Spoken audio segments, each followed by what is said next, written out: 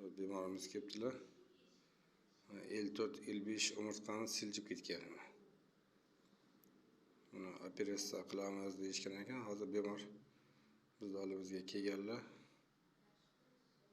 Sizlarga telefonda endi qanchalik ko'rinyapti bilmadim. Bu yerda mana shunaqa.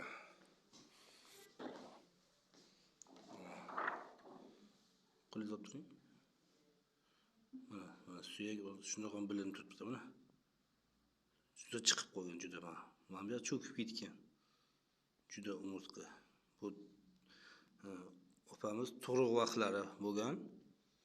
Mana vaqt o'tib juda ham umurtqa o'zini holatini 50-60% ga ko'chirgan boshqa joyga. Bu yil chiqib ketgan toyib. O'sha tug'ruq vaqtida juda azob bilan nima qilganlar, tuqqanlar o'shanda juda qiyinchilik bo'lgan.